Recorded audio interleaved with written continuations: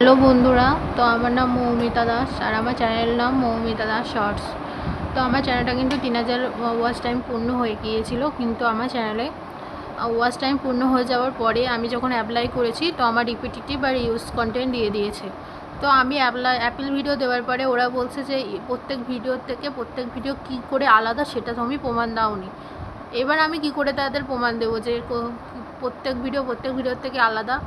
আর আমার সব নিজস্ব কন্টেন্ট ছিল, তারপরেও আমার রিপিটিটিভ আর ইউজড কন্টেন্ট চলে এসেছে। এবার আমি বুঝতে পারছি না কোনটা রিপিটিটিভ কোনটা রিউজ। তো আমি অনেক ভিডিও প্রাইভেট করে দিয়েছি, তো আমি এখন কি করব সেটাই বুঝতে পারছি না। তোমরা যদি আমাকে কেউ হেল্প করতে পারো তো অবশ্যই আমাকে একটু জানিও, আমি কিছু বুঝতেই পারছি না। অথচ ইউটিউব রেকমেন্ডেশন করছে। আগে আমার ভিডিওতে যেখানে 50-60টা ভিউজ হতো সেখানে আমার ভিডিও মোটামুটি এখন 1K-র উপরে ভিউজ হচ্ছে অনেক ভিডিও। তারপরেও আমার ভিডিওগুলোতে রিউজ আর রিপিটিটিভ কন্টেন্ট দিয়ে দিয়েছে।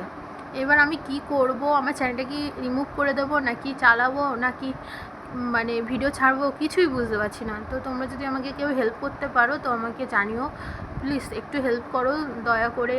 যদি কেউ জানো তো আমাকে অবশ্যই জানিও, যদি কেউ হেল্প করতে পারে তো অবশ্যই ভালো হবে। আর কি বলবো, কিছু বলার নেই, মনটা খুবই খারাপ।